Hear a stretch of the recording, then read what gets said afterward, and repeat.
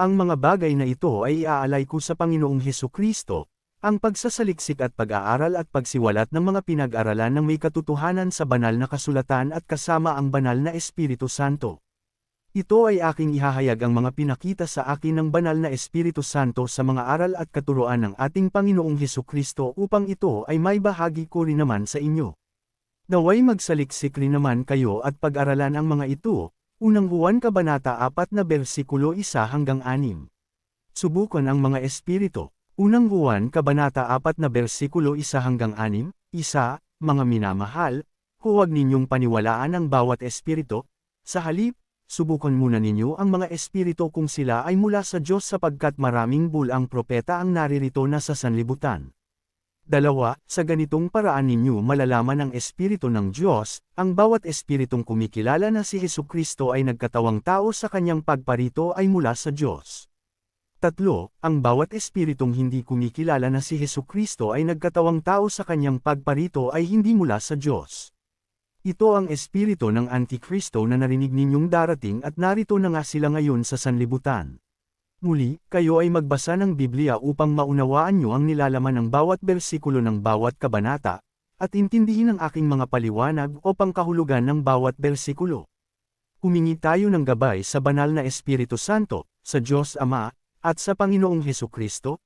Manalangin rin tayo na habang pinag-aaralan natin at nakikinig tayo ay pahintulutan na ilayo tayo sa mga masamang pwedeng mangyari sa atin. Sa Diyos ang lahat ng karangalan at kapurihan magpakailanman. Salamat po sa Diyos. Ang dating Biblia 1905. Ang banal na kasulatan. Mateo Kabanata 8 bersikulo 1. At nang siya'y bumaba mula sa bundok, ay sinundan siya ng lubhang maraming tao. Kahulugan ng bersikulong ito, ang dapat nating gawin sa ating araw-araw na pamumuhay. Mateo Kabanata 8 bersikulo 1, bumaba ang Panginoong Hesukristo mula sa bundok at lubhang sinundan siya ng maraming tao. Lahat ng mga magagaling na mangangaral ay sinusundan at pinapakinggan din ng mga tao ang kanilang mga turo at aral, kapag tama mas maraming sumusunod sa kanila. Ang dating Biblia 1905. Ang banal na kasulatan. Mateo Kabanata 8 bersikulo 2 hanggang 3. At narito, lumapit sa kanya ang isang ketungin, at siya'y sinamba, na nagsasabi, Panginoon, kung ibig mo, ay maaaring malinis mo ako. 3. At iniunat niya ang kanyang kamay, at siya'y hinipo, na nagsasabi, ibig ko, lumanas ka. At pagdakay nalinis ang kanyang ketong. Kahulugan ng bersikulong ito, ang dapat nating gawin sa ating araw-araw na pamumuhay. Mateo Kabanata 8 bersikulo 2 hanggang 3, napagaling ang ketungin dahil sa pananampalataya sa ating Panginoong Hesukristo.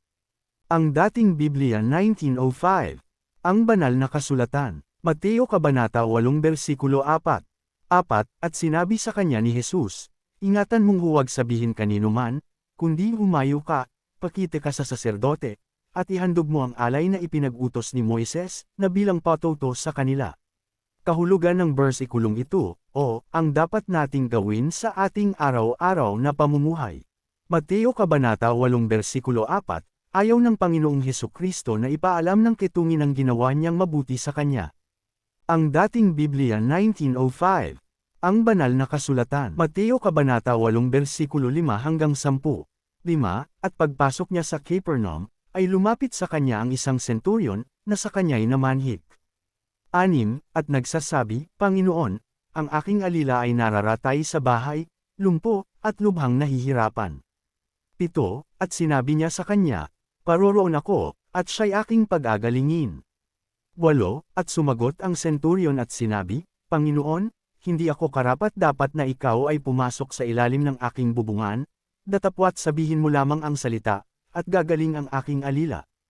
9. Sapagkat ako rin naman ay taong nasa ilalim ng kapamahalaan, na may nasasakupan akong mga kawal, at sinasabi ko rito, yumaon ka, at siya'y yumayaon, at sa isa, halika, at siya'y lumalapit, at sa aking alipin, gawin mo ito, at kanyang ginagawa.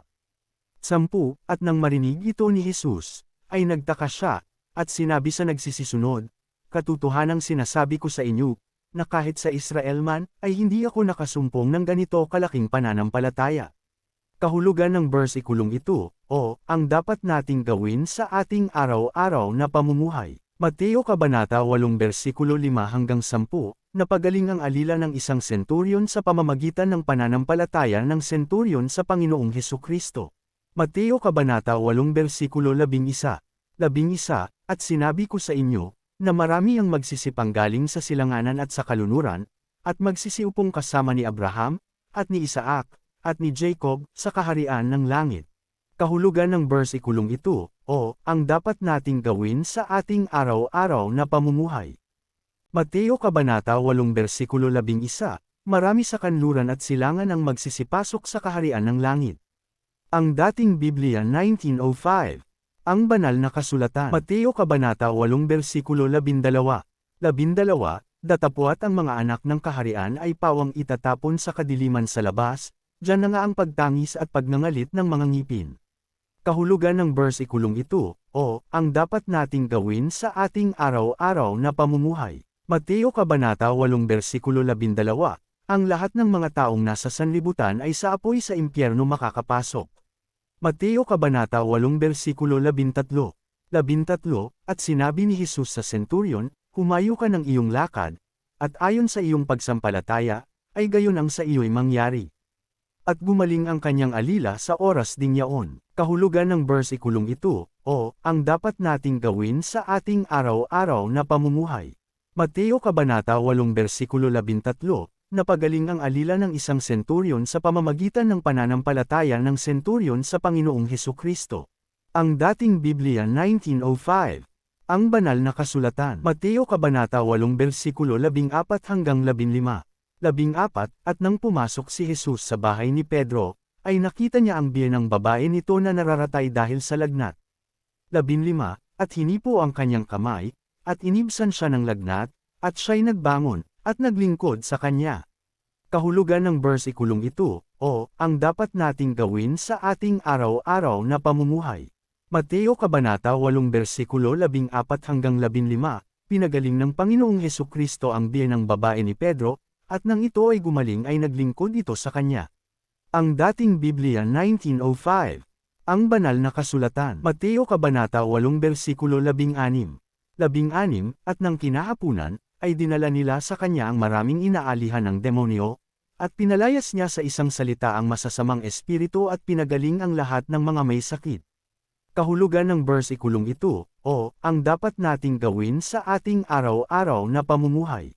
Mateo Kabanata 8 versikulo 16, nagpagaling ng ibang mga may sakit at nagpaueyas ng mga espiritu ang Panginoong Hesukristo. Mateo Kabanata 8 versikulo 17, upang matupad ang sinabi sa pamamagitan ng propeta Isaias, na nagsasabi, siya rin ang kumuha ng ating mga sakit, at nagdala ng ating mga karamdaman. Kahulugan ng bersikulong ito, o ang dapat nating gawin sa ating araw-araw na pamumuhay. Mateo Kabanata 8 versikulo 17, ang Panginoong Hesukristo ang kumuha ng ating mga sakit at nagdala rin ng ating karamdaman. Ang dating Biblia 1905. Ang banal na kasulatan. Mateo Kabanata 8 versikulo 18, nang makita nga ni Jesus ang lubhang maraming tao sa palibot niya, ay ipinag-utos niyang tumawid sa kabilang ibayo. Kahulugan ng bersikulong ito, o ang dapat nating gawin sa ating araw-araw na pamumuhay. Mateo Kabanata 8 versikulo 18, lubhang napakaraming tao sa palibot niya. Mateo Kabanata 8 versikulo 19, at lumapit ang isang estriba, at sa kanya'y nagsabi, Guro, susunod ako sa iyo saan ka man pamaron. Kahulugan ng bersikulong ito, o ang dapat nating gawin sa ating araw-araw na pamumuhay. Mateo Kabanata 8 versikulo 19, isang eskriba na handang sumunod saan man pamaron ng ating Panginoong Hesukristo. Ang dating Biblia 1905. Ang banal na kasulatan. Mateo Kabanata 8 versikulo 20, at sinabi sa kanya ni Jesus, may mga lungga ang mga zora, at may mga pugad ang mga ibon sa langit, datapwat ang anak ng tao ay walang kailigan ang kanyang ulo. Kahulugan ng bersikulong ito, o ang dapat nating gawin sa ating araw-araw na pamumuhay. Mateo Kabanata 8 versikulo 20, walang hilig sa anumang bagay ang ating Panginoong Hesukristo. Mateo Kabanata 8 versikulo 21 hanggang 22, 21. At ang isa naman sa kanyang mga alagad ay nagsabi sa kanya, Panginoon, tulutan mo muna akong makauwi at mailibing ko ang aking ama. 22. Datapwat sinabi sa kanya ni Jesus, Sumunod ka sa akin, at pabayaan mong ilibing ng mga patay ang kanilang sariling mga patay. Kahulugan ng bersikulong ito, o ang dapat nating gawin sa ating araw-araw na pamumuhay. Mateo Kabanata 8 versikulo 21 hanggang 22, kapag namatay ang isang tao, ay wala ng kabuluhan ang kanyang katawan, dahil hindi na siya makakagawa ng alinmang bagay man kapag siya ay namatay na. Ang dating Biblia 1905. Ang banal na kasulatan. Mateo Kabanata 8 versikulo 23 hanggang 27. 23. At pagkalulan niya sa isang daong, ay sinundan siya ng kanyang mga alagad. 24. At narito, bumangon ang isang malakas na bagyo sa dagat, na anupat inaapawan ang daong ng mga alon, datapwat siya'y natutulog. 25. At nagsilapit sila sa kanya, at siya'y ginaisang, na sinasabi, Panginoon, iligtas mo kami, kami mangga mamatay. 26. At sinabi niya sa kanila, bakit kayo'y nangatatakot, o kayong kakaunti ang pananampalataya? Nang magkagayo'y nagbangon siya, at sinaway ang mga hangin at ang dagat, at humusay na totoo ang panahon.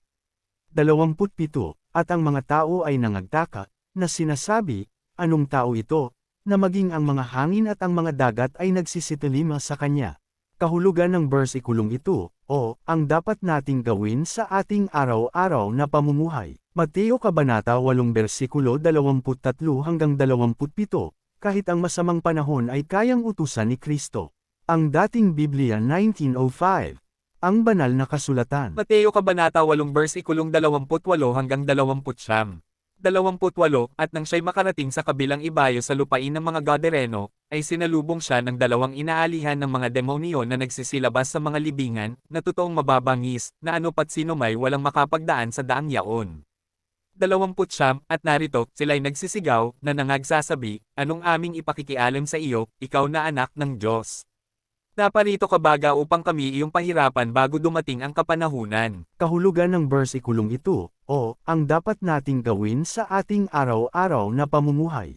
Mateo Kabanata 8 versikulo 28 hanggang 29. Ang mga demonyo mismo ay nakakaalam na nanggaling ang Panginoong Hesukristo sa Diyos at siya'y tunay na anak ng Diyos. Alam ng mga demonyong ito na totoong mangyayari ang mga huling kapanahunan. Mateo Kabanata 8 versikulo 30 hanggang 32. 30. Sa malayo sa kanila ay may isang kawan ng maraming baboy na nagsisipanginin. 31.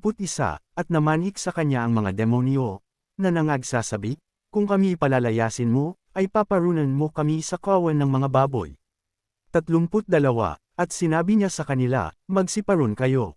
At sila'y nagsilabas, at nagsipasok sa mga baboy, at narito, ang buong kawan ng mga baboy ay nangapadaluhong sa bangin hanggang sa dagat, at nangamatay sa tubig. Pangkahulugan o dapat nating gawin sa ating pamumuhay. Mateo Kabanata 8 versikulo 30 hanggang 32. Nakiusap ang mga demonyo sa Panginoong Hesukristo na lumipat sa katawan ng mga baboy dahil alam nilang palalayasin din sila nito. Ang dating Biblia 1905. Ang banal na kasulatan. Mateo Kabanata 8 versikulo 33 hanggang 34. 33. At nagsitakas ang mga tagapag-alaga ng mga yaon, at nagsitungo sa bayan, at sinabi ang lahat ng mga nangyari, at ang kinahinatnan ng mga inalihan ng mga demonyo. 34. At narito, lumabas ang buong bayan upang sumalubong kay Jesus, at pagkakita nila sa kanya, ay pinamanhikan siyang umalis sa kanilang mga hangganan. Kahulugan ng bersikulong ito, o ang dapat nating gawin sa ating araw-araw na pamumuhay. Mateo Kabanata 8 versikulo 33 hanggang 34, hindi tinanggap ang Panginoong Hesukristo sa bayan na iyon.